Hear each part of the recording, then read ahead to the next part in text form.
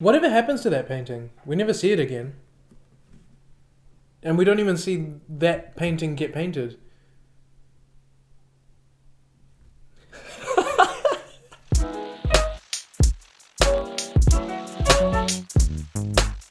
Kia ora and welcome to Kiwi Reviews. I'm Daniel and this is Bala, and today we're talking about Portrait of a Lady on Fire. And again, this review will probably have a few spoilers in it, so if you haven't seen this film, you've been warned. In terms of the plot of the film, it's actually quite simple. Like, this lady is commissioned to paint a portrait of another lady, they fall in love, and then they can't be together, and it sucks.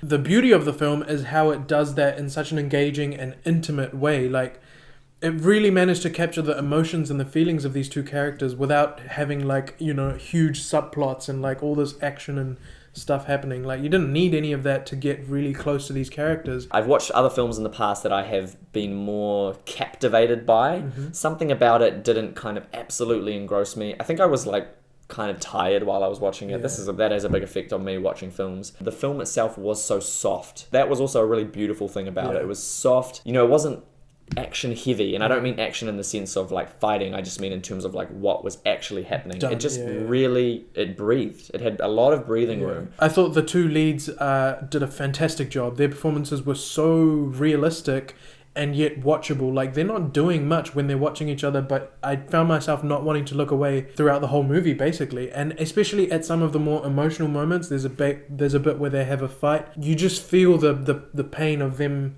fighting with each other and not wanting to fight with each other because they're clearly in love with each other. So the film was really quiet throughout. It just let you kind of focus on what was going on between the two characters, which often wasn't said through what they were saying. You know, there wasn't a lot of dialogue, generally speaking, but what the dialogue was really not essential to the actual like crux of the story, which is the space between these two characters. Definitely. And it caused you to kind of almost like feel the need to like lean forward. You know, it was like a whisper. You wanted to like get in close. And I think you felt that being in the audience. I didn't want to eat my popcorn because it would be too crunchy. So I was kind of only doing that when they were by the beach and the wind was blowing and the waves were crashing. But at every other moment, it just drew you in to the intimacy of the entire film. Totally. And I think that's what the director really had her finger on the pulse when it came to that. What I really, really enjoyed about this film is the cinematography. This film is gorgeous. It's really beautifully shot. It's about this lady who's doing an oil painting of another lady, and I feel like at any point you could pause this movie and you look at the frame and it could be an oil painting. That's how good the like framing, the composition, the soft as lighting is. Like, it just looks really, really nice. There was definitely times where it was shot in a fashion of like, here's this person's single and here's the reverse single. But for the most part, the actual shot choice itself was like limited to these two shots and these wide shots. It emphasized the distance between them, which was what the whole thing was about. And I guess it was cool to watch the distance between them grow smaller throughout the film, right? When you first meet both of them together, they go on this long walk and the long shots are like show them so far apart. But then by the end of it, they're like in bed together and there's like no distance between them. That was really cool to see. What it did editing-wise was it helped to control that pace. It helped to keep it in the realm of like, it's slow. We're not cutting through everything. And it just kind of adds to that feeling of like, we're just watching this thing unfold. You know, this real-time romance.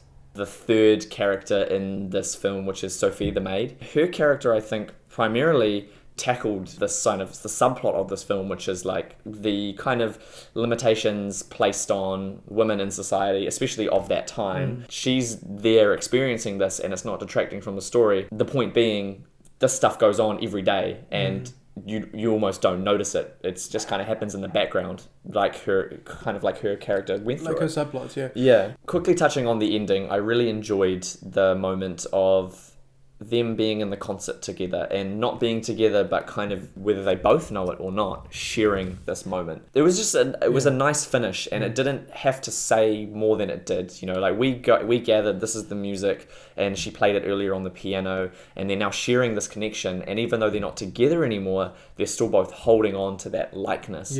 And the camera didn't really shy away from showing us that. We just stuck on her and her reaction to hearing this music, and she was getting emotional, and I felt that I was getting emotional as well. There's a whole relationship summed up by the fact that they're both there together, not together, but unable to be together.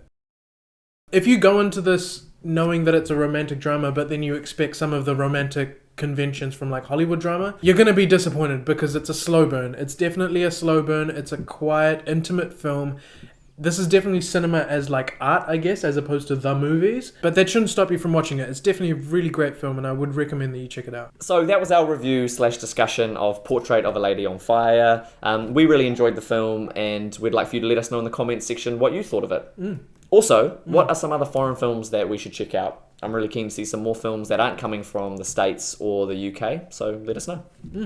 Thanks so much for watching. He's been Daniel. I've been Bala. Together we've been Kiwi Reviews, and we'll see you on the next one. See you.